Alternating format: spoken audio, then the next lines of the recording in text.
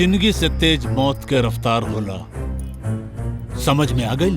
मौत से भी तेज रफ्तार मोहब्बत के होला।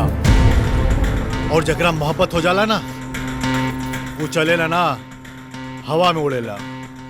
और तोर जैसन प्यार के दुश्मन भिखारी भिखारी नियन हाय हाय करेलन, हाय हाय।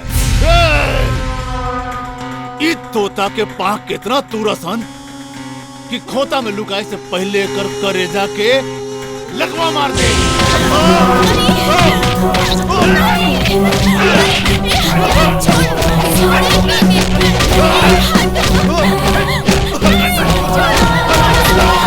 चाचा जी छोड़ दे, चाचा जी इनका के हम इनसे बहुत प्यार करेले, हम इनका बगैर ना जी पाए।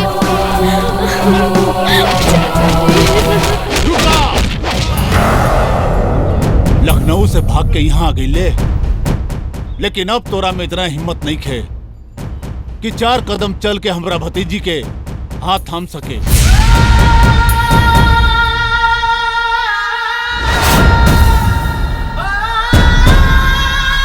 लखनऊ से बनारस, बनारस से बक्सर, बक्सर से बलिया, घूमत घूमत यहाँ काहे नहीं तोरा के नहीं के मालूम। अरे छपरा हा छपरा, यहाँ एगो इतना डेंजर छोरा रहेला कि जगर हाथ पड़ेला तो कान बाहर हो जाला, और जब लात पड़ेला तो छाती चिपक के गहिर हो जाला। और लोग उनके मसीहा कहेले, मोहब्बत के मसीहा। और वह बाहर भतीजे के हाथ हमारे हाथ में धरे हैं। बुलाओ अपन मसीहा के। तोरा मसीहा के मच्छर नियर मीस के तोरा के चटनी नियर खिया दे, वरना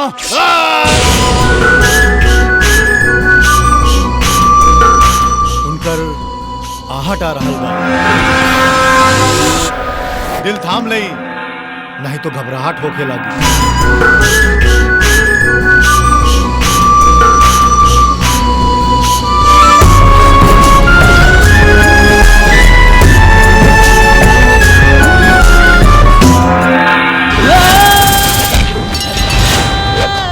ए बुढ़ऊ, प्रेम परमात्मा और परमात्मा के ना धजला कस।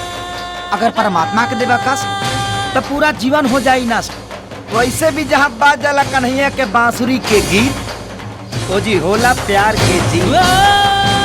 बाबू इते बजा, ए लोग के हम बजाओ।